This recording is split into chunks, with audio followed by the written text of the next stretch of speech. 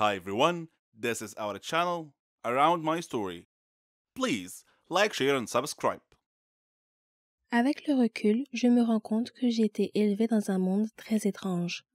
Au centre de ce monde se trouvait ma mère, célibataire, héroïnomane et, du moins à mes yeux, la meilleure mère du monde.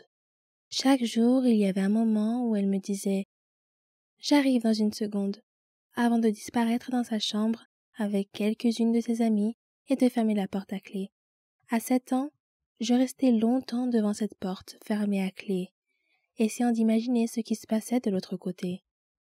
Il m'a fallu des années pour comprendre ce qu'elle faisait là-dedans. Pendant longtemps, j'ai pensé que les adultes faisaient une sorte de sieste.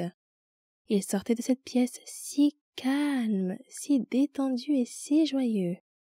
J'avais l'impression de rater quelque chose, car même après des nuits complètes de sommeil, j'étais toujours fatiguée. Je voulais devenir exploratrice plus tard, et je savais que cela me demanderait beaucoup d'énergie. Ma mère avait énormément d'amour à donner, et c'est moi qui en recevais le plus. Nous jouions ensemble tous les jours pendant des heures, et nous rêvions d'aventures ensemble. J'étais Link, elle était Zelda, et notre mission était de vaincre le méchant démon qui vivait à quelques pas de notre maison dans l'ouest de l'Autriche. Tout d'abord, nous devions nous procurer une carte, afin de pouvoir localiser le démon et le détruire. Si ma mère était trop fatiguée pour notre mission, elle devait boire une potion à base de gousses de pavot pour reprendre des forces. Ma mère recevait généralement ses amis chez elle, comme Werner, qui m'a dit qu'il tirait son énergie de la nature et des arbres. Werner me racontait toujours les heures de gloire du club de football autrichien, tandis que le petit ami de ma mère, Adam, m'a appris à jouer aux échecs quand j'avais 6 ans. Il avait appris à jouer pendant son séjour en prison. Le seul mensonge que ma mère m'ait jamais raconté est sans doute que mon père était mort dans un accident de voiture avant ma naissance. Ce n'est que des années plus tard, lorsqu'Adam et elle sont devenus abstinents, qu'ils m'ont expliqué que mon père biologique était mort d'une overdose d'héroïne. Après avoir passé quelques mois en prison pour possession de drogue, il avait pris sa dose habituelle, mais sa tolérance avait baissé pendant qu'il était en prison et la dose s'était avérée trop forte. Dans sa douleur, ma mère enceinte a envisagé de se suicider, mais un livre qu'elle a lu l'a convaincue qu'elle se réincarnerait sous la forme de vie la plus inférieure si elle le faisait. À l'école, j'étais un peu une enfant turbulente, grossière et mal élevée, mais c'était la norme là où j'ai grandi. Nous vivions dans un grand appartement vert au rez-de-chaussée d'un immeuble. Nous ne faisions confiance à personne qui se donnait la peine de frapper à la porte principale, car seule la police et le facteur le faisaient. Pour moi, c'était la même chose. Tous les autres passaient par le balcon et entraient directement dans notre salon. Un visiteur fréquent était le dealer de ma mère, que nous appelions le grec. Une fois, alors que maman était dans sa chambre, le grec m'a forcé à boire un verre avec lui. Je n'avais que 7 ans à l'époque. Lorsque ma mère l'a découvert, elle l'a chassé de la maison. Mais, comme elle me l'a expliqué plus tard, tout le monde a droit à une seconde chance, et elle a fini par le laisser revenir. Au cours de l'été 1999, alors que j'avais 8 ans, ma mère avait vraiment des difficultés avec sa consommation de drogue. Adam semblait proche de la mort après 23 ans de dépendance. Et je commençais lentement à comprendre ce qui se passait autour de moi.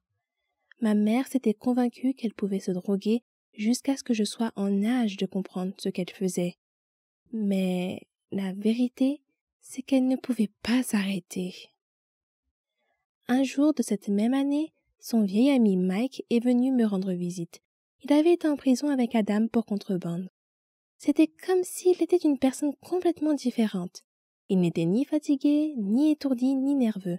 Il rayonnait d'une joie et d'une paix qui ont immédiatement fait pleurer ma mère.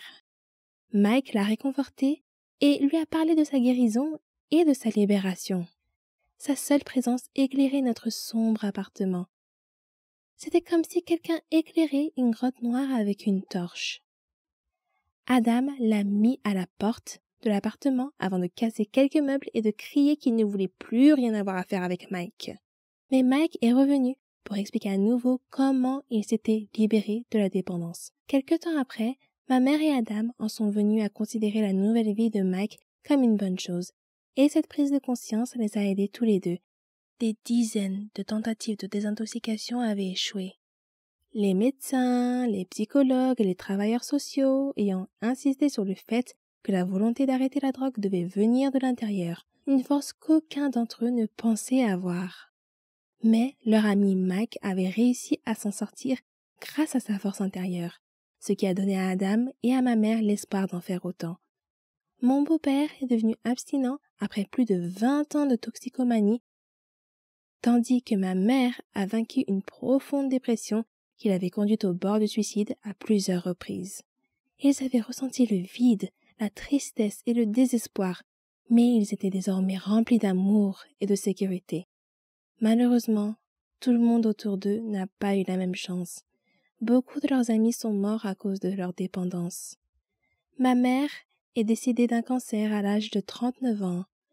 Tout au long de sa vie, elle a vaincu des monstres et des démons, tout en témoignant à ses proches une incroyable dose d'amour.